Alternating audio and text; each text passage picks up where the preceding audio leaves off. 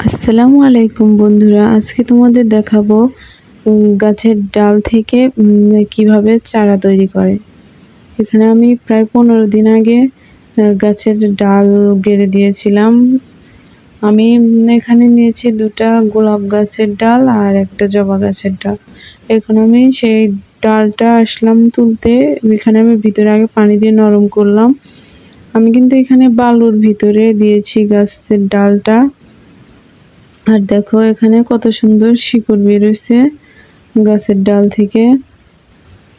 বালুর ভিতরে বা কোকোপিটের ভিতরে গাছের ডাল গেড়ে দিলে অনেক তাড়াতাড়ি তোমার গাছের ডাল থেকে শিকড় বের হয়।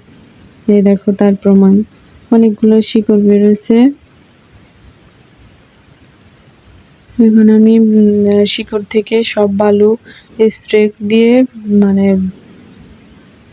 বালুগুলো ওখান থেকে সরাচ্ছি। আর এখানে আমি আগে থেকে মাটি একটা টবের ভিতরে মাটি রেখেছিলাম। এখন ওই মাটির ভিতরে মাটিগুলো আমি ওখান থেকে তুলে সিস্টেম করতেছি। এখন আমি সেই টবের ভিতরে গাছের ডালটা গেড়ে দেব।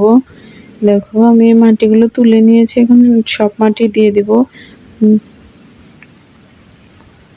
এখানে মাটিটা মিক্স করা আছে, জৈব সার দিয়ে মিক্স করা আছে মাটিটা। আর এখানে আমি এখন গাছগুলো গেড়ে দিতেছি।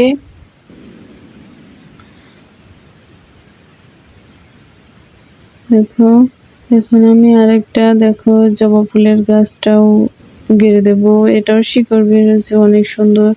সেম ভাবে এটা পরিষ্কার করে নিয়েছিলাম, এটাও গেড়ে দিতেছি।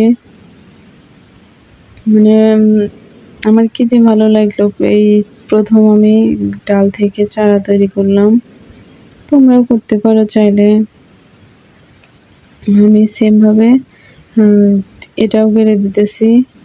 এটাও গেড়ে দেওয়া শেষ হয়েছে। এখন আমি 2টো টবই এক জায়গায় রাখবো। ভিডিওটা ভালো লাগলে আমার চ্যানেলটা সাবস্ক্রাইব করে দিও সবাইকে অসংখ্য ধন্যবাদ।